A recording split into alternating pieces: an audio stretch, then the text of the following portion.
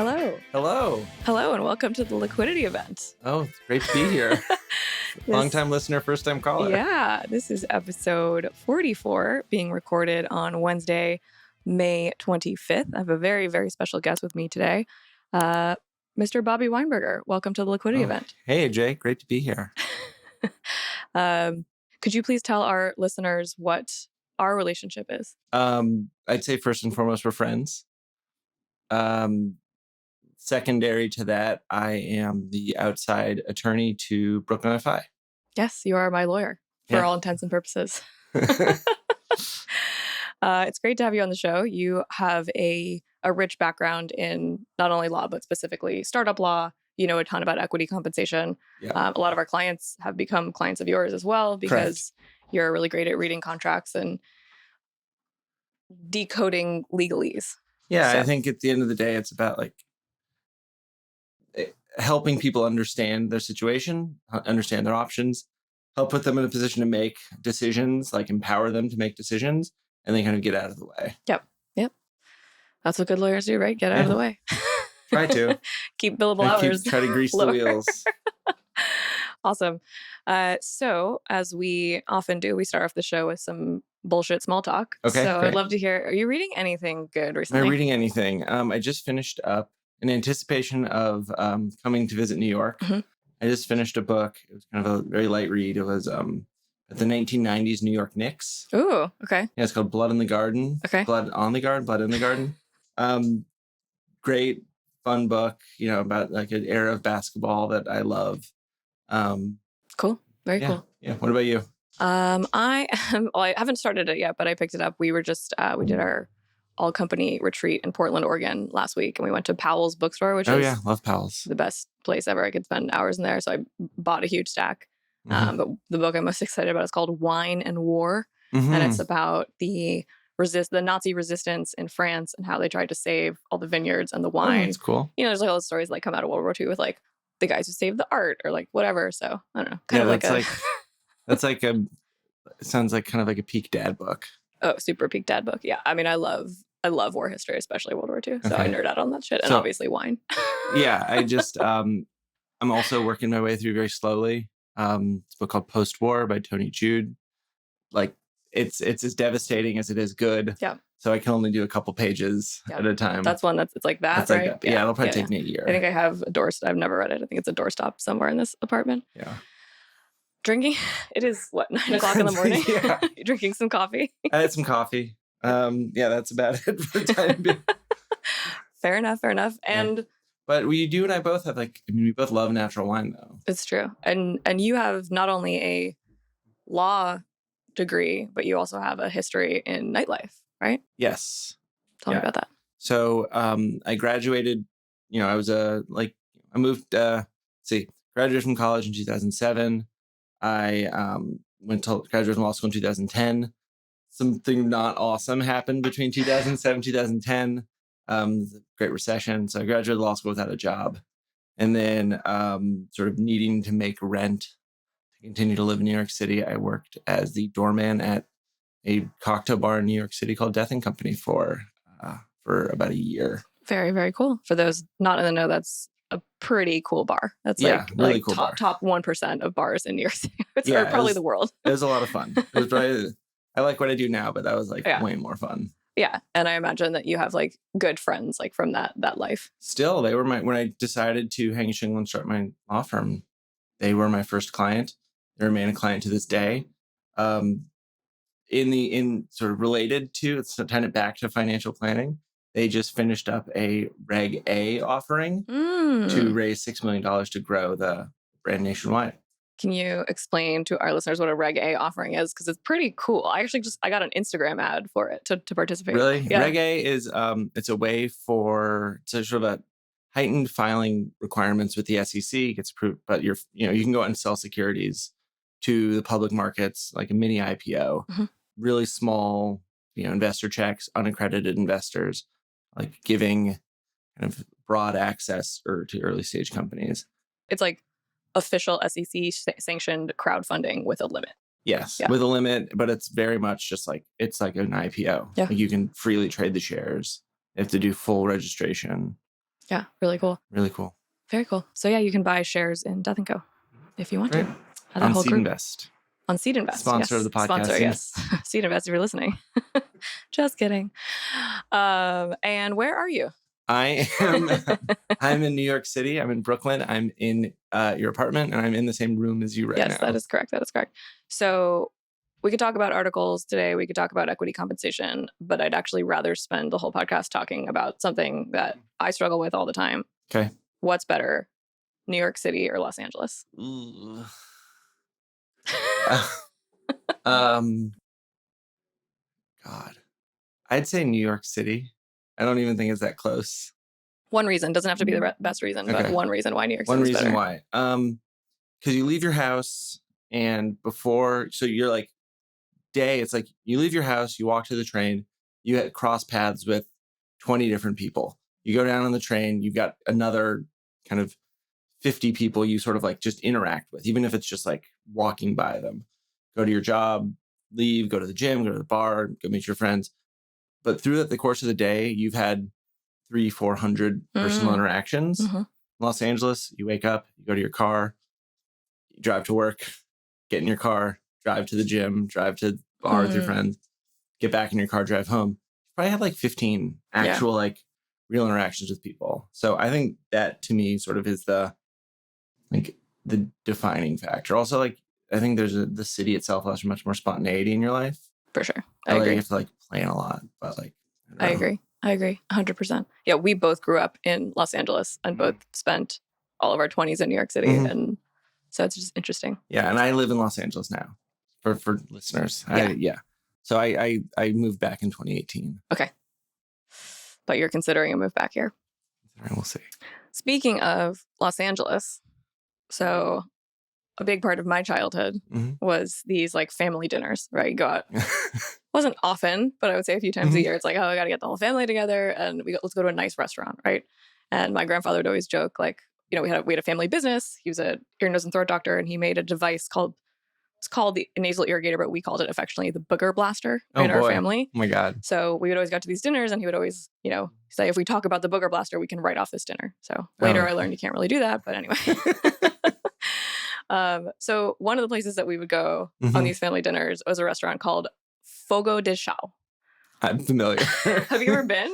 I've never been. Oh my God. So listeners, if you have never been, it is this like, it looks like Disneyland. It's like this like massive cavernous, like kind of cheesy, like sort of high end, but also kind of feels like a TGI Fridays. Especially if you have the card. Yes. So, and there's these, so it's a Brazilian churrascaria is the theme, right? So it's a international restaurant and all the waiters dress up like gauchos. Oh my God. So like regardless of their ethnicity, they're all dressed like big hats. Big hats, like mustache. I think they have fake mustache. I might have made that up in my memory. Big pillowy shirts, like red flowy pants. Anyway, so they come around and they bring meat. So they're like, a guy will come around with a cart and I'll have these big like hunks of steak, and you will have a cart on your table and it'll say green, which means keep the meat coming, or stop, red, I'm full, or I'm sitting this round. Oh God. Why are we talking about Fogo De Chao? Show? Why, Jay? Because, well, just fucking awesome. Because they're going public again. So we've seen this trend a lot recently, where these sort of like household brands, like we saw this with Steinway and Sons, the piano music company, they're public forever, right? They went public in some cases in the 30s, 40s, 50s. I think Fogo De Chao went public in the early 90s. 2018, they get taken private, right? They have this great PE deal, super common. 2018 was not that long ago. So all of a sudden, we've had a pandemic, which I can imagine was not great for restaurants. They're turning around. Now they're going public. We haven't listed yet. They filed their S1 back in November, and we've seen some updates, which is why it's back on my radar. But I don't know. I find this very interesting that a big, flashy, you know, expensive for the average consumer chain restaurant thinks that this is a good time to raise money from investors. Yeah, I guess. I mean, look, if you don't have, like, so these PE deals are really interesting. Essentially, they're like 5 to 8 year deals, and the companies that take them private, they have to like either cut costs or grow, and then they have to flip the deal because they have to return money to their investors. So they probably are just like running out of time and don't have another PE buyer. So just put it back in the public markets and hope for the best. Yeah, it's like stuff it in a box with some ribbon and tissue paper and hope investors are, or, the timing is really interesting because they filed back in November, which probably would have been a great time to go public. Right. But, who knows why these deals get delayed. And are they, do they still run at just like 10% margin like every other restaurant? I think so. In the world? I mean, it seems like the margins are not great, but the growth has been huge. I mean, they're profitable. There's currently 60 restaurants, and the IPO or the S1 tells us that they're hoping to expand to 300 in the next 2 years. I mean, that's like a few in LA, like in every city. Yeah. It's like extreme. I'm gonna go to the Fogo De Chao in Tulsa. It's Brazilian. Remember? We're speaking Portuguese. The Fogo De Chao in Tulsa is going to be lit. Yeah, I mean, I've seen them pop up like around airports and things like that. Anyway, that's nothing super exciting there. I wish them best in their public debut. We don't have a date yet. Wait, I want to go back. What do you think is better, LA or New York? Oh,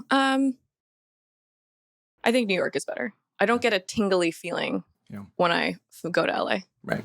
I'm like, oh, this is a really nice life and the weather's nice. When I fly into New York or drive into New York, I'm like, yeah, oh, the city is so magical. Totally understand.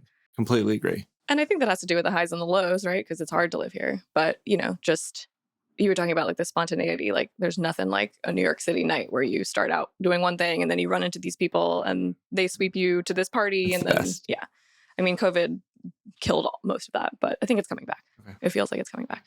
I think we're going to spend a couple months here next year and feel it out. Nice. Yeah, you work on both coasts. Mm-hmm. Do you have to pass the bar in both California and New York? Yes, I'm licensed in New York and California. If one wanted to get a law degree, asking for a friend, okay, what would be the absolute fastest path of least resistance to become a lawyer? Okay, I'd say just like enroll in law school, show up on the first day of class to get the syllabus, take your finals and aim for, general person C's. Okay. And after 3 years with summer classes, 2.5 years, you have a degree. You take the bar exam. Okay. Bar exam's tough, but I'd say with any bright person who studies for it should be able to pass it on the first time.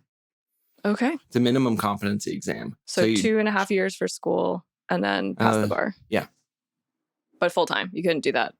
Classes. Like I said, full time. Right. Okay. Okay. I don't think it's the first year of law school is tough. After that, it's just kind of like, in my opinion, kind of a cash grab. Cool. Schools. You don't need to go. Good to know. I think, we deal a lot. You and I talk all the time because we have client issues that come up that, I don't know the answer to because it's a question about a contract or an equity award agreement. So, we've had so many conversations and, you do, how many deals a year are you doing at your firm that you're personally involved in? I mean, how would you define a deal? It's very lawyer response. Right. It depends is the financial planner response. A contract where you have to make a decision about changing the terms. I probably do that some days 8 to 10 times a day. Wow. Okay. So a lot. Yeah. So it's like, it can be as small as like, Brooklyn FI is hiring me to review a contract from a podcast producer. Like, I'm like, okay, here's like, hey guys, here's 4 things to think about in this contract. Or you're hiring a new employee and you want to do something creative with comp. Like that happens. Yeah. Probably 10 times a day. I have a conversation like that. Then there are sort of bigger projects that we'll work on where it'll be a company that just will raise, like we just had a deal close a couple weeks ago where a company raised $12 million in their seed round. As a, they're impressive company, impressive founders, but it's just like, that's a project that takes, it started in February when we have a term sheet signed, and then we don't close till mid-May. And that's probably like 200 hours of attorney work. Nice. You're getting paid. Yeah. It's pretty good. So, we probably have like 10 of those a year. Okay. All right. Nice. In terms of these contracts, I mean, look, our audience, and I'm most interested in these equity deals, like employee versus employer. Right. Like employer sets up an equity plan. Employees are given. This is the goods. This is like this is the crown. This is like the family jewels here. Yeah. They're given this agreement, and there's no negotiation. Right. These are What No, is it? there's room to So negotiate. what are the things that so you're Mhm. a new employee, Okay. you're employee, let's say 10 at a startup, and you're handed an equity award agreement for, Okay. and you're issued some ISOs. And those Yeah. ISOs, standard 10-year expiration, Mhm. standard 4-year vesting, 10,000 shares. What are the things that you can negotiate Oh, for? good question. Okay, so we're going to make a couple assumptions Okay. here. Yeah. First is we're going to make an assumption that this is like, I say run of the mill, but like fairly mid-level employee. So we're not talking about like C-suite executive. Yes. Those deals are much more heavily negotiated, right? Yep. So this is like someone who's like coming in as like mid-level Mhm. product manager. to start. Manager, but not executive. Yeah. Yep. I'd say the point of negotiation where you're probably getting the most leverage as an employee is negotiating for some kind of not-for-cause termination protection Yeah. in your vesting schedule. Yeah. It's completely free today for your employer to just like there's no extra money for them. They don't cost anything. If it's a startup, they're probably pretty cash conscious. So that's like a nice way for you to get a little bit extra without the company having to bear any extra cost. And would it help to explain what not-for-cause termination protection actually is? Yeah, it's funny. This actually came up yesterday in a person I was talking to who's not a client yet, and they were like, "I was like, what's keeping you up at night?" Well, that I could get fired any day and I would lose all my options. Yeah, right. So that's actually not that situation wouldn't be protected by not-for-cause termination. So basically, for standard 4-year vest, you have a 1-year cliff. So people don't actually vest any options until they've hit a year. Mhm. So what you're essentially asking your employer to say is like, how about this, boss? If you fire me in the first year because not for something I did, like you just like want to change directions or There's layoffs, whatever. Yeah. let's treat it as if I got to a full year. And if I want to exercise my options for that full year, Mhm. I'll have the opportunity to. It's a way for people to get a little bit extra protection from just like arbitrary and capricious firings. Now, if someone like does something bad, steals from the company, breaches a contract, does something embarrassing, like, yeah, like that, you don't get that kind of protection. Right. But it's really from just like your company treating you as expendable. And that's kind of like I would call that a no-brainer if you're negotiating a contract. I think it's a no-brainer to ask. Yeah. It's I think beyond. So I actually think it's really important to negotiate your contracts for a few reasons. One is you might get a better deal, Mhm. right? If the other side of the other side of the negotiation says, yeah, cool, happy to give you not-for-cause termination protection, but instead of a full year, we'll give you 6 months. Mhm. Great, your deal got marginally better. Right. But the other side of it is it's important to kind of kick the tires on a relationship where you see how the counterparty will be with you in this relationship. Right. Right. Yeah. Like if you so now say you send some red lines and like you have to be respectful, right? You can't Yeah. like you don't want to like tear up the contract. Because if you do that, you're like disrespecting the people who might be hiring you. They're gonna look into the contract like, what's this? Like Right. It's a two-way street, Yeah, right? If you're gonna be like that in every interaction, they don't want to work with you either. But Right. if you have a few major points that are yeah. important to you, You bring them up with good reasons. So you're principled in how you bring them up. Mhm. You get to see how your supervisor is going to respond when you bring up other issues. Maybe they're thoughtful and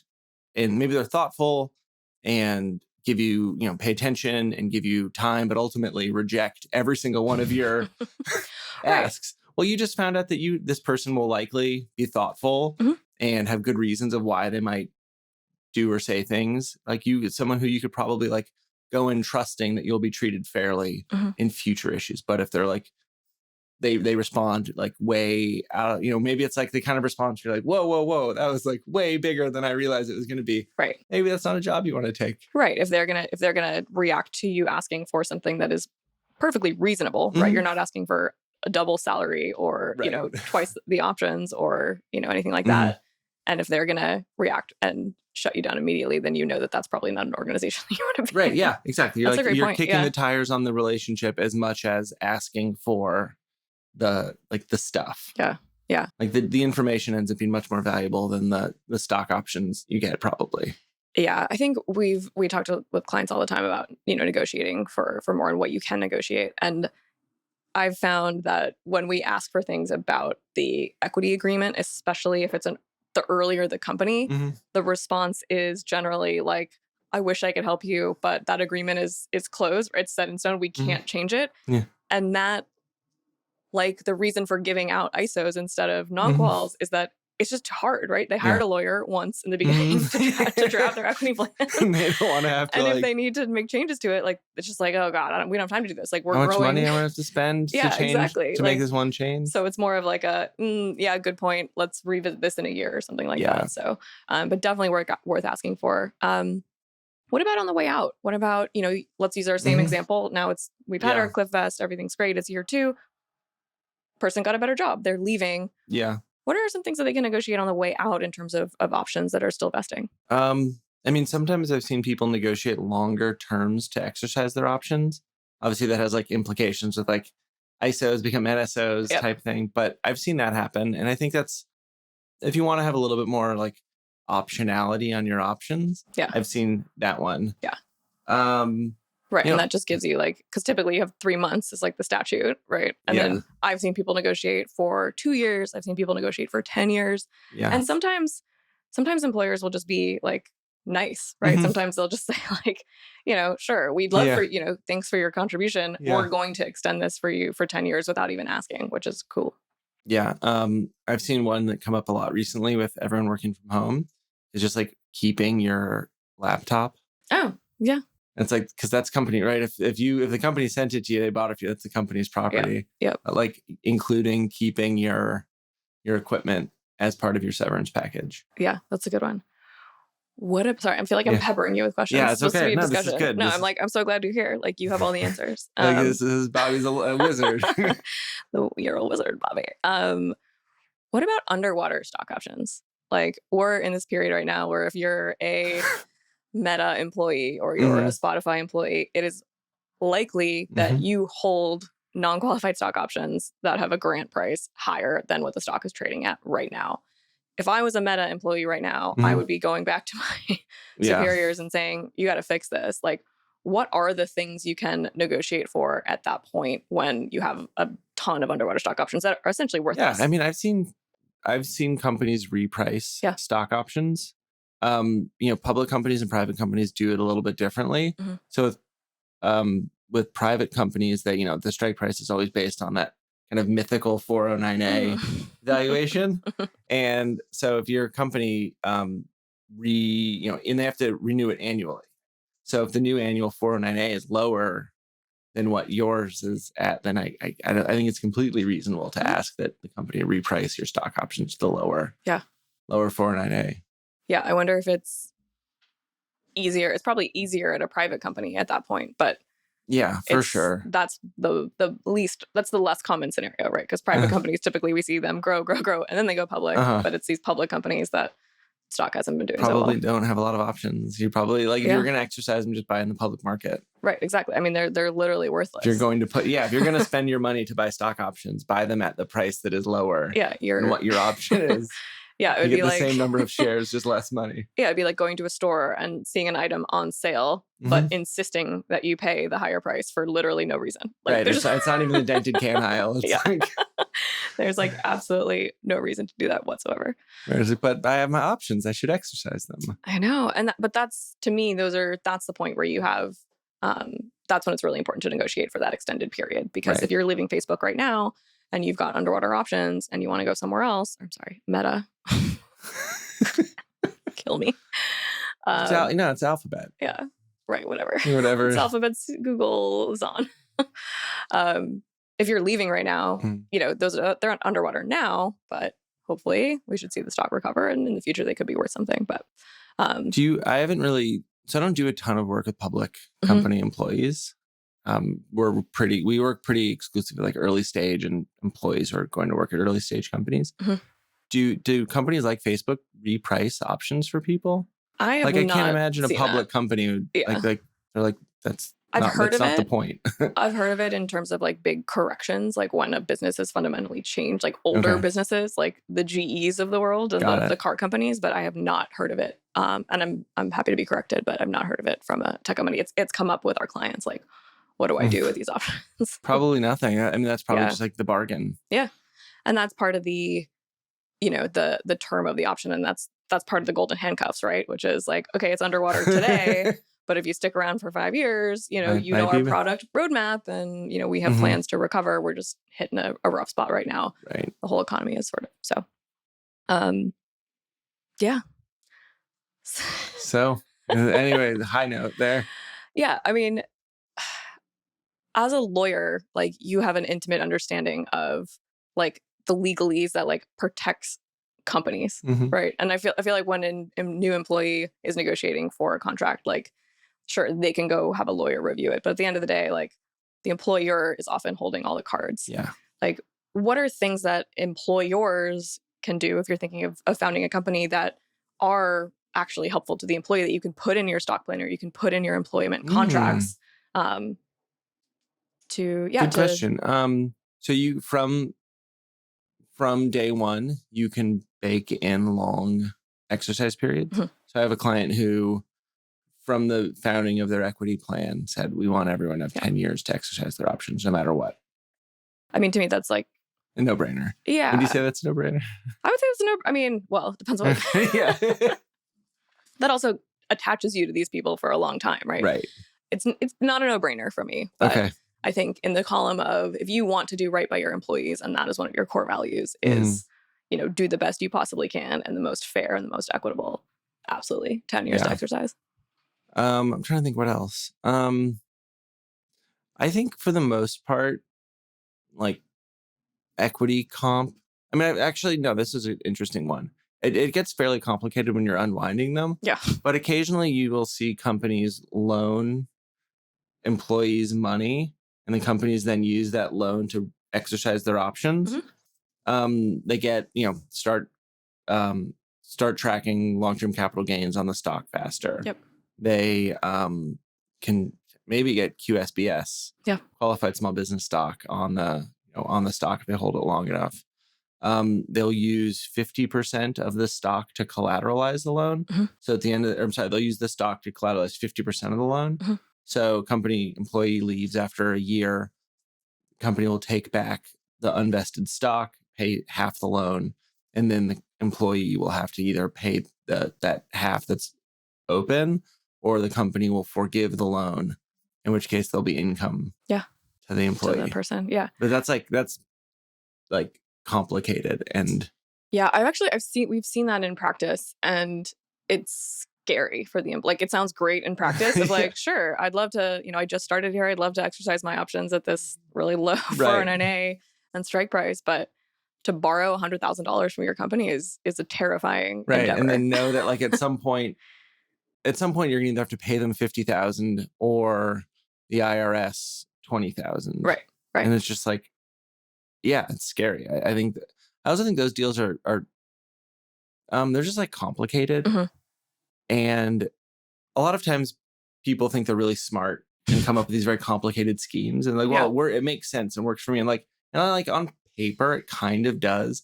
But every time you add something into a legal arrangement, you're just like creating like more room for things to get screwed up. Yeah.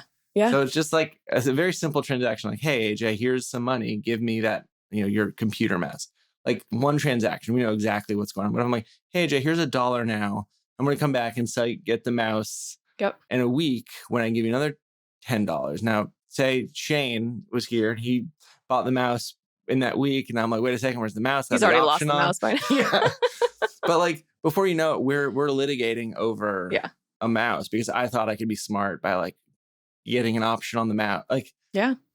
I mean, that's, not to oversimplify everything, but when we're talking about compensation, when we're talking about equity compensation, when we're talking about investing in the markets, like, simplicity and understanding things like wins the day every time, right? Yeah, every single time.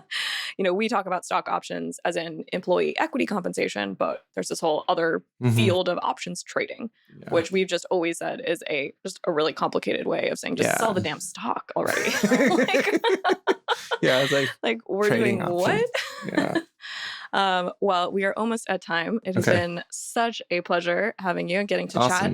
That's great. Always wise words from Bobby Weinberger. Thank you for listening to the Liquidity event. Wait a second. I have a no-brainer. Oh my God. You have a no-brainer? You came so prepared. I came so prepared. I have a no-brainer. God. Tell me your no-brainer. The Los Angeles Public Library lets you borrow books on your e-readers. Wow. So you can do it for free, get book like 3 weeks at a time. Amazing. So I'm always I have a big backlog of books for my Kindle.